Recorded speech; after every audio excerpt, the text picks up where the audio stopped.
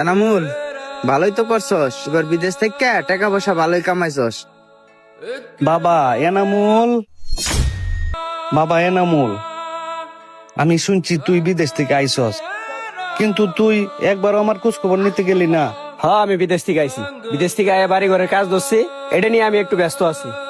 তুমগোর আর কি খবর নেমু? আমি তো 5টা বছর চাকরি করে সবই তুমগো দিছি।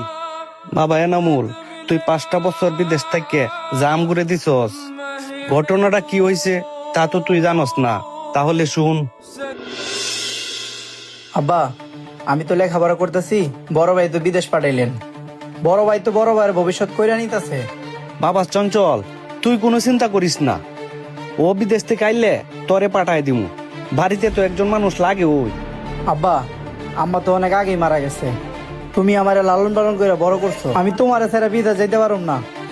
আব্বা, তুমি তাইলে একটা কাজ করো, এই জায়গা জমিগুলো যে কিনতাছো সব আমার নামে করে দাও। বড় ভাই 5 বছর পর বিদেশ থেকে আইলে গেলা, বড় ভাইরা আবার বিদেশ পাঠাই দিও, আর আমি তোমারে ছাড়া থাকতে পারুম না। বাবা চঞ্চল, তরে আমি সবসময় কাছে রাখছি, তরে ছাড়া আমি থাকতে পারতাম না, তরে আমি বিদেশ পাঠাবো না। আব্বা, তুমি তাইলে একটা কাজ করো, এই জায়গা জমিগুলো যে কিনতাছো সব আমার নামে কিনা লও।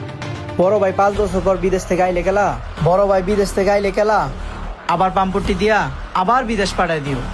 পরে টাকা পয়সা পাঠাইলে তুমি আবার ওর নামে করে দিও। চল বাড়ি যাই। আর আমিও ভাবতাছি তোরে একটা কিছু কইরা দিমু, তোরে বিদেশ পাঠায়া আমি তো থাকতে পারবো না।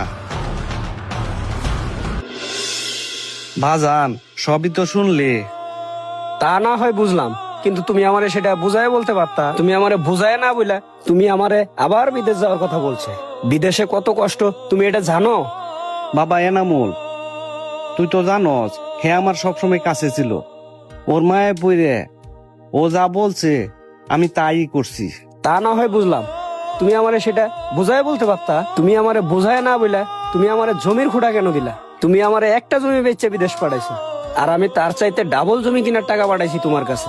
আরে বাবা, এগুলো তো আমার কথা ছিল না, তোর ছোট ভাই তো আমারে সবকিছু শিখাই দিছে। চাচা, তা না হয় বুঝলাম, কিন্তু আপনার এই অবস্থাকে।